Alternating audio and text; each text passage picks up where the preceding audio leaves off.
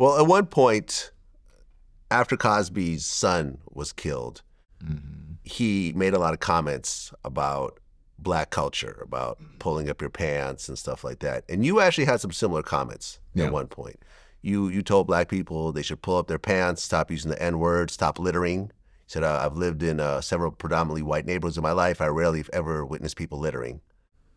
But, if you go to, trailer parks, they're littering there as well. I've never lived in a trailer park.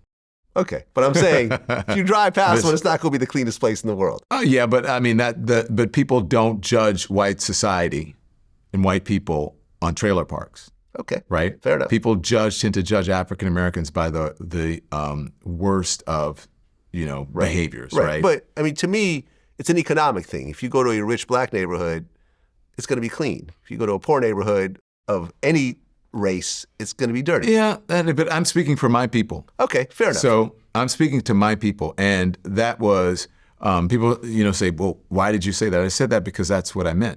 Yeah. I don't think that, and I still don't think that people should be walking around with their pants below their asses, below their underwear. I just don't think that that is a good. I don't think that that is that's good for anyone, white, Black, anyone. Justin Bieber can get away with that because he's white.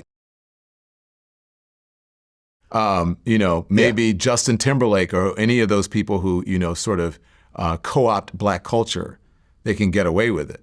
But Black folks can't get away with it. And what I'm trying to do is help to uplift my people rather than, have them do something that I think is degrading. And I know what people are thinking about that, but it's just not, I don't want to see anybody's underwear or their ass or their sweaty butthole when I'm walking down the street.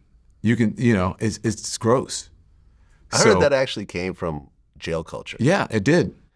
What it meant was, hey, this is open for business right here. Let me show you what I'm working with. Yeah, so people can criticize me for that for all they want. Hey, that's how I feel about it. Yeah.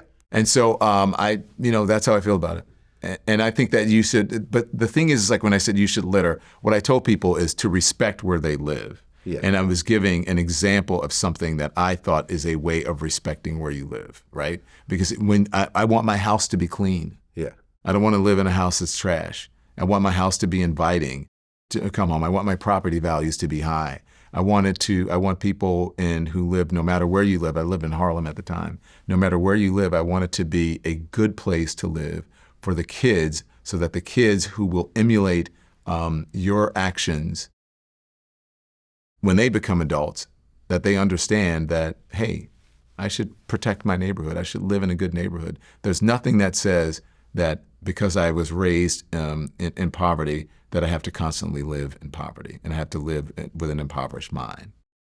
You also said to finish school, stop telling kids that they're acting white because they go to school or they speak proper English.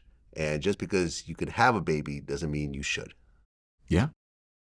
I agree with that. I finished school. I went to UC Berkeley. I mean, yeah. I don't understand why people got upset about that because I still think that if you just because you have a child, you shouldn't. I mean, look at what's happening now with kids. Yeah. And that goes for all ethnicities. That's not just Black folks.